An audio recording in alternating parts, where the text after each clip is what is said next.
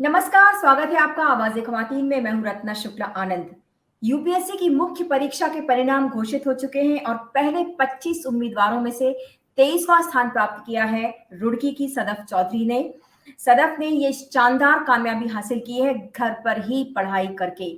सदफ चौधरी आज आवाज़े ख़वातीन के साथ मौजूद हैं। सदफ, सबसे पहले तो पूरी टीम की तरफ से आपको बहुत-बहुत बधाई आपकी शानदार कामयाबी के लिए।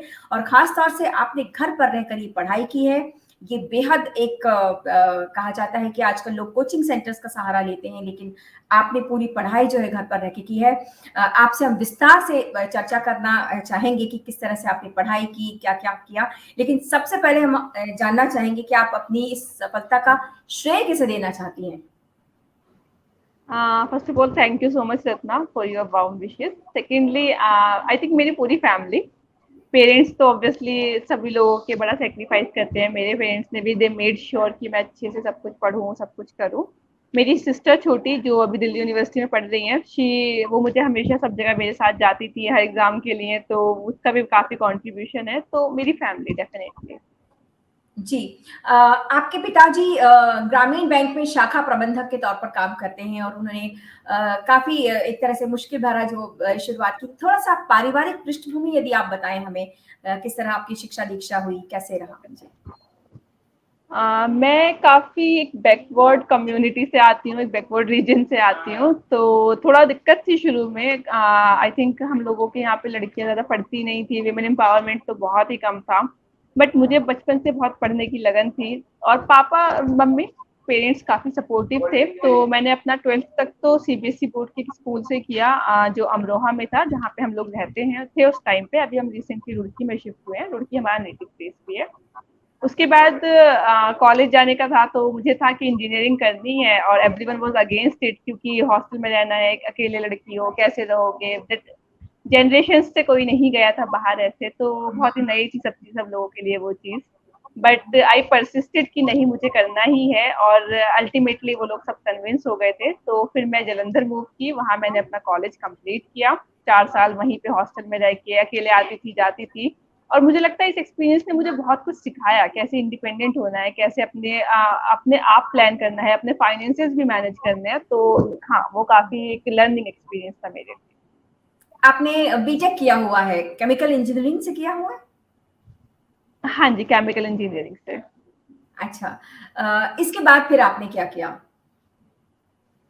इसके बाद 2016 में जब मैं ग्रेजुएट हुई, तो मैंने एक अमेरिकन बैंक के साथ में काम करना स्टार्ट किया। कैंपस से मेरा प्लेसमेंट हो गया था, मैं तभी भी डे जीरो पे प्लेस हो गई थी एकदम पहली कंपनी में। और मुझे था कि ये चीज़ करनी है, क्योंकि सिविल सर्विसेज हमेशा से मेरे दिमाग में था बचपन से। I think 5th 6th class से, जब मुझे उसका मतलब भी नहीं पता था, लेकिन अच्छा। लगता था कि अच्छा ये लोग होते हैं एडमिनिस्ट्रेशन में, कुछ करते हैं, लोगों की लाइफ में चेंज लाते हैं, जो मुझे बहुत ही फैसिनेट करता था।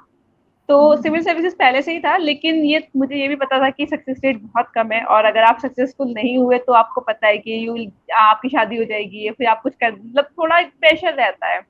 तो मैंने इंजीनियरिंग इसीलिए बैकअप ऑप्शन की तरह करा, इसीलिए मैंने जॉब की, ताकि मैं एकदम से इंडिपेंडेंट रहूँ फाइनेंशियली, अपने आप पे डिपेंडेंट रहूँ, किसी और पे डिपेंडेंट ना होना पड़े। और जब एक बार मैं कंफर्टेबल हो गई 2 साल 2.5 साल जॉब करने के बाद में, तो मैंने फिर अपनी जॉब क्विट कर दी थी 2018 में।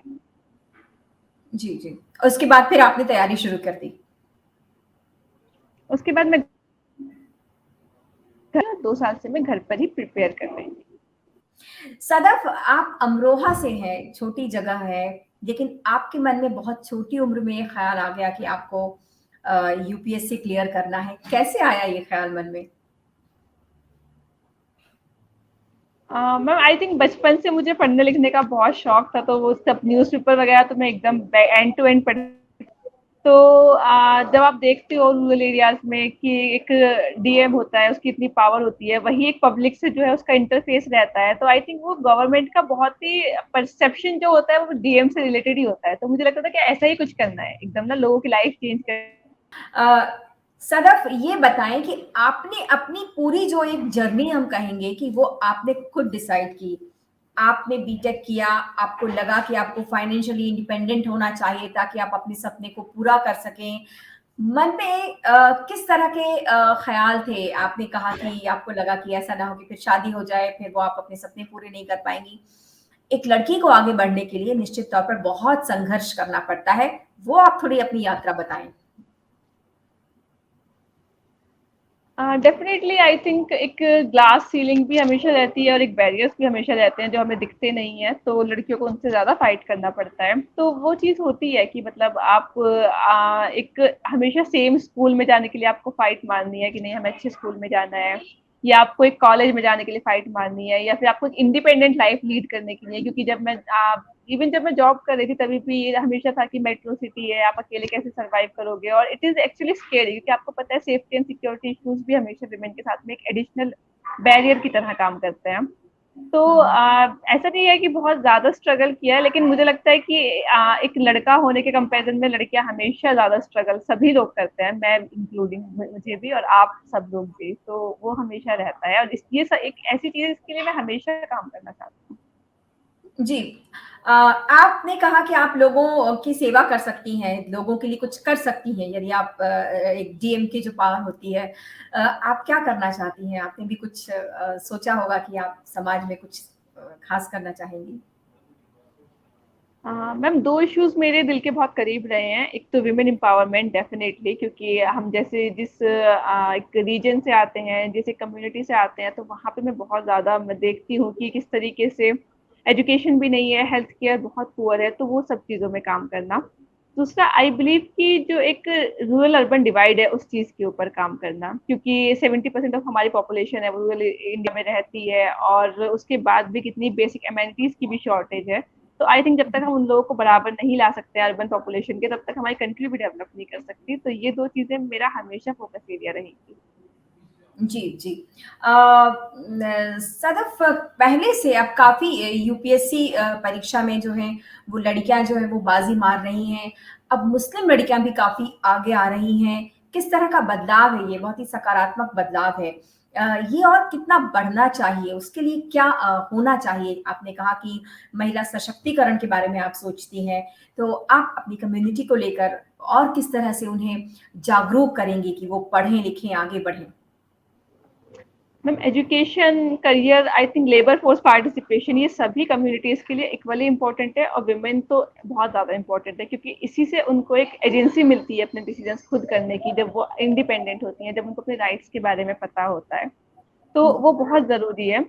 और उसके अलावा मुझे लगता है कि इन सब चीज़ों में कोई भी स्टार्ट करने का जो बेसिक होता है वो आपका एजुकेशन होता है। एजुकेशन अगर आप इम्पार्ट करेंगे, आप उनको अवेयर बनाएंगे कि क्या उनके राइट्स हैं, वो डिमांड करेंगे उन चीज़ों को। ये तो डिमांड सप्लाई सिचुएशन है, आधे लोगों को तो पता भी नहीं है कि वो क्या डिजर्व करते हैं, क्या वो एकदम उनको उनकी बेसिक राइट्स हैं। तो आई थिंक गवर्नमेंट, साथ में हमारी जो कम्युनिटीज हैं, जो हमारी सोसाइटी है रादर, और हम लोग पर्सनल लेवल पे हर एक बहुत ही स्ट्रक्चरल लेवल पे चेंज लाने की जरूरत है, जिसमें हर लेवल को, हर स्टेक होल्डर को काम करने की जरूरत है।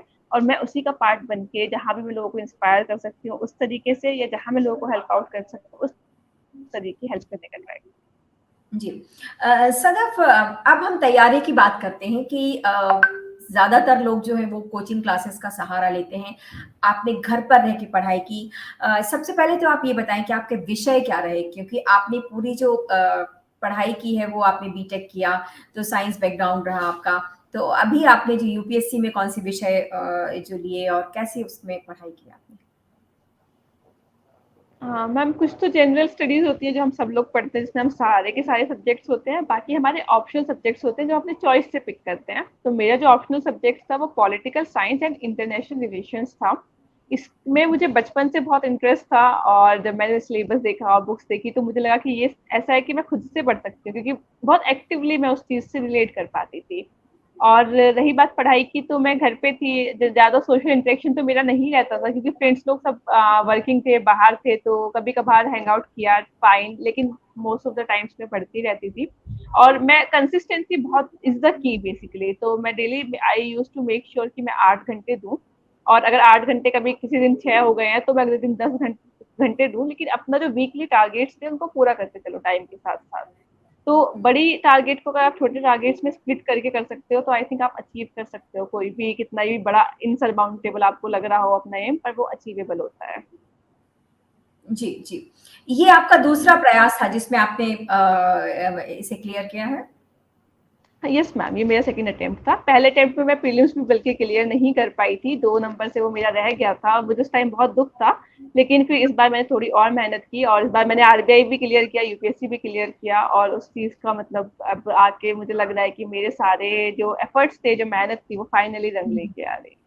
जी, यूपीएससी की तैयारी में कहा जाता है कि बहुत स्मार्ट एक अप्रोच होनी चाहिए, आपकी एक रणनीति होती है, सिर्फ मेहनत से काम नहीं चलता। वो रणनीति क्या होती है? यदि आप बाकी छात्रों को बताएँ जो कि अब यूपीएससी क्लियर करना चाहेंगे। आई डेफिनेटली एग्री कि हार्ड वर्क तो इम्पोर्टेंट है, आपकी डेडिकेशन, आपका परसिवरेंस, लेकिन आपका स्मार्ट वर्क बहुत ज़्यादा हेल्प करता है। स्मार्ट वर्क बेसिकली ये है कि आप देखो कि सब लोग क्या कर रहे हैं, स्ट्रेटजीज आप चेकआउट करो, लेकिन आप वो करो जो आपके लिए बेस्ट है, क्योंकि हर इंसान अलग होता है, सबकी अपनी स्ट्रेंथ्स हैं, अपनी वीकनेसेस हैं। तो आप अपने हिसाब से स्ट्रेटेजी बनाओ, स्टॉक टेकिंग करो कि आप क्या सही कर रहे हो, गलत कर रहे हो, कहाँ आपको मॉडिफाई करने की जरूरत है, और फिर उस पर एक बार जब आपको क्लियर हो जाए तो आप लग के डेडिकेशन से फिर आप हार्ड वर्क करो। जी, जी। सदफ, अपने परिवार के बारे में यदि आप हमें थोड़ा बताएँ कि किस तरह से आपकी अपब्रिंगिंग हुई, किस तरीके से आपके माता-पिता ने आपको साथ दिया, आपके जो भाई-बहन हैं, उन्होंने किस तरह से साथ दिया और कैसे ये चीज़ें धीरे-धीरे आगे बढ़ती गईं? फैमिली, हम लोग नेटिव से तो हम लोग रुड़की के रहने वाले हैं, बट पापा का बैंक में जॉब था, तो हमेशा से हम लोग न्यूक्लियर फैमिली की तरह अमरोहा में रहते थे। और इस वजह से आई थिंक हम लोगों को डिफरेंट कल्चर्स का एक्सपोजर मिला, डिफरेंट फैमिलीज के साथ में हमारे इंटरेक्शंस रहे और एक बहुत ही सेक्युलर, बहुत ही ओपन अपब्रिंगिंग हमारी हमेशा से रही। कभी हमें कल्चरली एडजस्ट करने में दिक्कत नहीं आई। जब मैं पंजाब मूव की, जैसे डिफरेंट कल्चर था, या जब मैं दिल्ली में आई, डिफरेंट कल्चर, एक यूएस बैंक के साथ काम करना, that was also different culture. बिल्कुल। बट आई थिंक पेरेंट्स ने हमेशा सिखाया कि हर चीज को क्वेश्चन करो, क्रिटिकली एनालाइज करो और हर चीज को, जो चीज अच्छी है उनको एसिमुलेट करो। तो हुँ, हुँ। वो अपब्रिंगिंग बहुत ज्यादा मैटर करती है, वो चीजें फिर बाद में आपकी बिहेवियर में, आपकी सक्सेस में भी काफी हद तक रिफ्लेक्ट होती है, वो मैं एकदम फील करती हूँ। लड़कियाँ आगे बढ़ रही हैं, किस तरह का बदलाव देख रही हैं अब आप समाज में? नया भारत जो है वो अगर हम महिलाओं के हिसाब से देखें, कैसा बन रहा है? ये मैम आपने पहले भी क्वेश्चन किया था, तो I forgot to address that part, वो मैं यहाँ पे बोलना चाहूंगी कि अभी भी सिविल सर्विसेज में 20% लड़कियां हैं, या आप बोलिए पॉलिटिक्स में 15% लड़कियां हैं, तो रिप्रेजेंटेशन की तो अभी भी बहुत शॉर्टेज है। नया भारत बन रहा है, एक शुरुआत हो चुकी है जो बहुत अच्छी बात है, लेकिन हम लोगों को एकदम कॉन्सिस्टेंटली इस पे काम करना है। हम लोगों को ऐसे नहीं होना है कि हाँ ठीक है, जितना चल रहा है उतना बहुत हो गया है, कि हम कॉम्प्लेसेंट हो गए हैं उस चीज में। और जब हम कॉन्स्टेंटली काम करते रहेंगे, जब इक्वालिटी जब तक पूरी तरीके से नहीं आ जाती है, हमें दिखता है कि पॉलिसीज में हर चीज को इंक्लूड किया जा रहा है, हर सेक्शन को इंक्लूड किया जा रहा है, तब तक नया भारत ना पूरी तरीके से साकार हो पाएगा, ना मुझे लगता भी नहीं कि उसे होना चाहिए, क्योंकि आप आधी पॉपुलेशन को बाहर भी नहीं रख सकते हैं जब भी आप कोई स्ट्रेटेजी बनाते हैं। तो आई थिंक सबको साथ में काम करना है, और तब जाके हम एक पूरा सपना, एक भारत का, एक डेवलपमेंट का अचीव कर पाएंगे। आपके पास क्या योजना है? किस तरह से काम होना चाहिए? यदि हम आपकी सलाह लेना चाहें कि यदि आपको ये ज़िम्मेदारी दी जाए कि आप जो है वो बराबर का जो है वो प्रतिनिधित्व करें लड़कियाँ, किस तरह की कौन-सी वो महत्वपूर्ण बिंदु हैं जिन पर आप ज़ोर देंगी? Ma'am I think public participation, चाहे वो पॉलिसी मेकिंग हो, चाहे पॉलिसी एग्जीक्यूशन हो, पब्लिक पार्टिसिपेशन बहुत जरूरी है, क्योंकि ग्राउंड लेवल पे आप पॉलिसी इंप्लीमेंट करते हो, आपको फीडबैक भी वहीं से लेना चाहिए, चाहे वो लेडीज का हो, चाहे जो रूरल अर्बन डिवाइड की मैं बात कर रही थी वो उसका हो। तो पॉलिसी मेकिंग में जितना आप लोगों को इन्वॉल्व करेंगे, आप उतनी अच्छी गवर्नेंस ला सकते हैं और आप उतने ही अच्छे से लोगों को जो है अपलिफ्ट कर सकते हैं। तो मुझे लगता है एक ये चीज है जिसपे हमें बहुत ही एक्टिवली काम करने की जरूरत है। माइक्रो लेवल पर किस तरह से काम करना है हमें?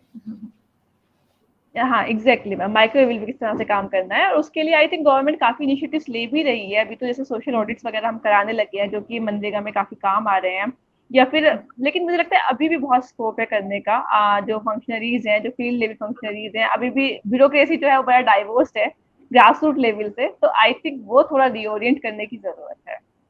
जी। तो सदाफ, अब सेलिब्रेशन किस तरह हो रहा है? अभी तो आपको खूब शुभकामनाएँ आ रही होंगी, संदेश आ रहे होंगे, लोग मिल रहे होंगे। यस। जी। हाँ रत्ना, काफी लोग एक्चुअली फैमिली पूरा यहाँ पे गैदर्ड है, और बहुत ज्यादा बाहर एकदम ना लोग आ रहे हैं जा रहे हैं, डिस्ट्रैक्ट में कॉन्टिन्यूसली हो रही है उस चीज की वजह से भी। तो बट सेलिब्रेशंस बहुत ज्यादा हो रहे हैं, सब लोग बहुत खुश हैं, और आई होप कि मैं आगे भी ऐसे काम करती रहूँ और सबको प्राउड फील कराती रहूँ। आप अपने परिवार की पहली लड़की हैं जो यूपीएससी में सिलेक्ट हुई हैं? Yes, ma'am. I believe I'm the first person from the family, ladki bhi or person bhi, because we don't have any officer as of now. So yeah, a big achievement for them also indeed. बिल्कुल, आपने बहुत शानदार कामयाबी हासिल की है सदफ़, और हम Thank you यही so much. उम्मीद करते हैं कि आप आगे भी इसी तरह से कामयाबी की नई ऊँचाइयाँ छूती रहें। आपके विचार बहुत अच्छे हैं, आप जो हैं वो समाज को आगे बढ़ाना चाहती हैं, नए भारत का निर्माण करना चाहती हैं, और हम आवाज़े ख़वातीन की तरफ से आपको बधाइयाँ देते हैं। बहुत-बहुत शुक्रिया Thank हमसे you बात so करने much, के लिए। Ratna. It was really nice talking to you. Thank you for having me. Same here Sadaf. Thank you.